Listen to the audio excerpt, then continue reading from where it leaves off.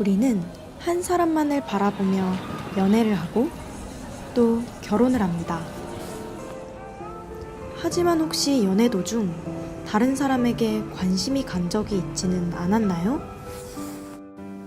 오랜 교제에 지친다는 느낌을 받아본 적이 있나요?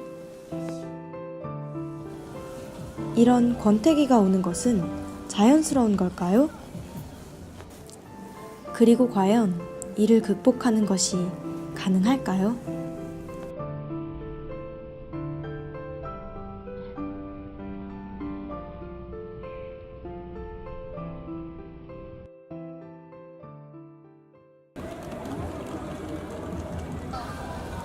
세상에는 수많은 커플들이 있습니다. 하지만 이 커플들 모두 영원히 서로만을 바라볼 수 있을까요? 많은 사람들은 사귀는 도중 연인에게 질리는 감정을 느낀다고 고민을 토로합니다. 그냥 지나가는 바람인 줄 알았거든? 근데 그냥 바람은 바람이잖아. 그건 OX의 문제지. 크고 작은 문제가 아니었는데 내가 미련했어. 오래된 커플이지만 새로운 이성에게 호기심을 느껴 한눈을 팔기도 하고 마음 정했어. 자기하고 헤어지기로. 자신의 감정에 확신을 느끼지 못하고 방황하는 사람들도 있습니다. 과연 이런 현상은 어쩔 수 없는 인간의 본능 때문인 걸까요? 신촌 길거리에서 설문조사를 실시해봤습니다. 연애 도중 다른 사람에게 관심이 간 적 있나요? 연애 도중 다른 사람에게 관심이 간 적 있나요?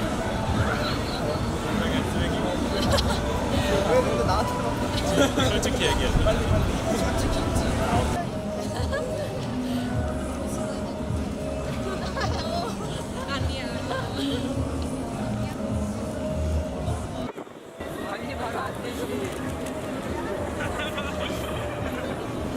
연애 도중에는 없고요. 연애 외에는 그게 없죠. 하지만 의외의 대답도 많았습니다. 네, 거의 지나가다가 그 호감 가는 영상이나 예쁜 여성 보이면은 저런 사람이랑 안 사귀고 솔직히 일단은 저 사람하고 사귀어보면 어떨까라는 생각이 2초, 3초 정도는 드는 게. 네네네. 근데 이거는 약간 좀 당연한 것 같아요. 제가 남자친구가 있지만 더 잘생긴 남자가 있다거나 저랑 더 잘 맞는 남자가 생긴다면 당연히 관심이 가는 건 어다고 생각합니다. 저요? 약간 좀 잘생긴 사람 봤을 때 같이 놀고 싶고 막 그랬던 적이 있던 것 같아요. 어떤 결과가 나왔을까요? 놀랍게도 예스라고 답한 사람과 노라고 답한 사람의 수는 거의 같았습니다. 익명성이 보장되는 온라인 설문 결과를 합쳤을 때는 예스라고 응답한 비율이 58%, 노라고 응답한 비율이 42%로 오히려 다른 이성에게 관심이 간 적 있었다는 의견이 더 많았습니다. 그렇다면 도대체 어떤 이유에서 이러한 결과가 나오는 것일까요? 그 원인을 알아보기 위해 고려대학교 심리학과 박선웅 교수님을 찾아갔습니다. 그런 전체적인 경향성이 있다고는 말할 수는 있을 것 같아요. 그래서 실제로 이혼에 관한 연구를 보면 한 4년 차 정도의 전 세계적으로 4년 차의 이혼율이 제일 높아요. 처음 한 2, 3년 동안 이제 열정적 사랑으로서 사랑을 했겠지만 시간이 지나면서 그건 줄어드는데 그걸 대체할 만한 어떤 친밀감이라든지 어떤 이런 부분이 만들어내지 못한 거죠. 성숙한 사랑을 위해선 열정, 친밀감, 헌신의 3요소가 고루 필요한데 시간이 지남에 따라 열정은 점점 옅어집니다. 열정이 식은 사랑.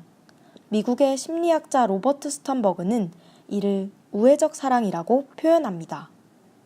열정이 없는 우회적 사랑에 만족하지 못하거나 열정이 헌신으로 충분히 대체되지 못하면 눈을 돌리게 되는 것이지요.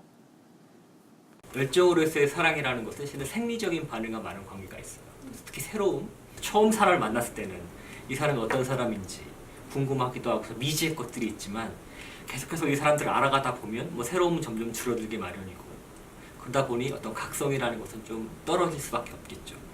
자기 확장으로서의 사랑을 보는 연구자들도 있는데 이것도 무슨 얘기냐면 우리가 보통 새로운 사람을 만나게 되면 새로운 세계가 열리잖아요. 그 사람들이 알고 있는 나는 지금껏 보지 않았던 책이나 내가 듣지 않았던 음악이나 보지 않았던 영화 같은 것들 이 사람들 통해서 새로운 사람을 통해서 알게 되고 그럼으로써 내가 이 사람과의 새로운 관계를 유지하면서 나 자신이 확장될 수 있는 효과가 있다는 거죠.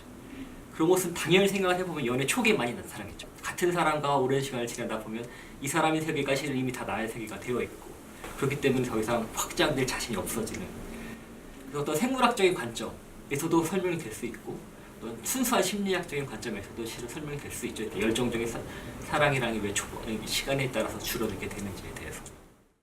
그렇다면 열정의 감소에 따른 권태기는 필연적인 것일지도 모릅니다. 영원한 사랑은 단지 허상에 불과할까요? 성숙한 사랑은 이룰 수 있는 걸까요? 그럼요. 가능하겠죠. 사랑이라는 것이 스턴버가 말했던 것처럼 단면적이 아니라 다면적인데 열정적 사랑이라는 어떤 단면적인 사랑에 집중했기 때문에 느껴지는 감정일 수도 있을 것 같아요. 그런 어떤 신뢰라는 것이 어떤 친밀함을 구성할 수 있는 중요한 요소이고 그런 것들은 실은 시간을 통해서 검증될수록 세지기 때문에 열정적인 사랑은 시간이 지나면서 줄어들 수도 있어도 어떤 그런 친밀함으로서의 사랑은 실은 시간이 지나면서 오히려 증가할 수도 있는 거죠. 저희는 연애 도중 다른 사람에게 관심이 간 적 있는지에 대한 질문 외에도 하나의 질문을 더 하고 있었습니다. 바로 권태기의 극복 가능성에 대한 물음이었습니다. 첫 번째 질문에 답한 모든 사람들은 두 번째 질문에도 답해 주었습니다.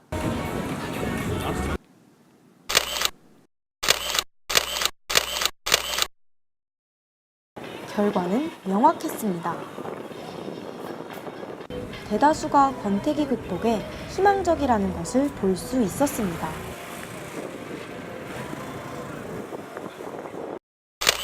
이분들을 기억하시나요? 당연히 없죠. 좀 당연한 것 같아요. 예쁜 여성 보이면은 잘생긴 사람 봤을 때 이들은 두 번째 질문에 뭐라고 답했을까요? 항상이 권태기라 생각하지만 서로의 내 생각을 더 잘해주면 항상 극복할 수 있다고 생각해요. 충분히 상호 간의 노력이 있다면 가능하다고 생각해요. 스킨십의 간도를 늘리면 될 것 같아요.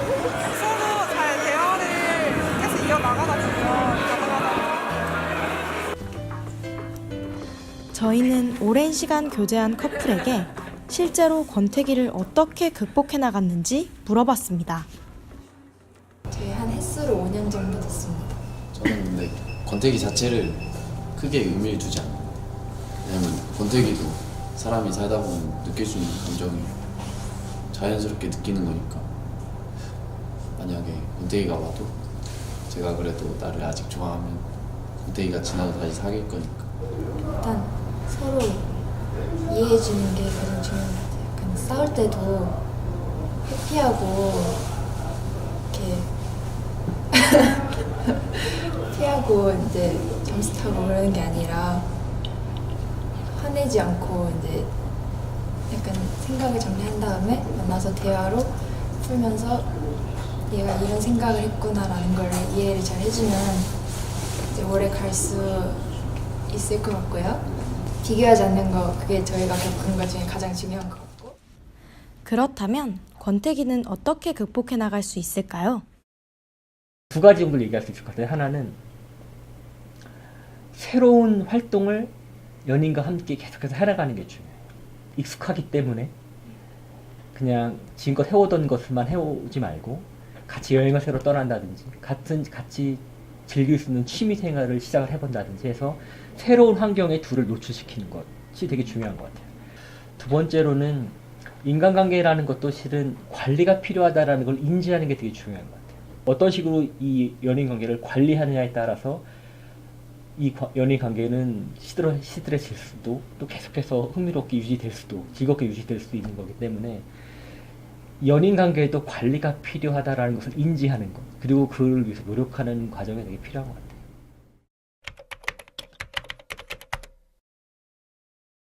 가능하죠. 영원한 사랑 있죠. 가능한 것 같아요. 영원한 사랑은. 영원한 사랑은 있다고 봐요. 세상에 완전한 사랑은 없지만 끊임없이 노력하는 사랑은 있습니다. 권태기에 부딪혔을 때 무서워하지 말고 새로운 시작이라고 생각하는 건 어떨까요?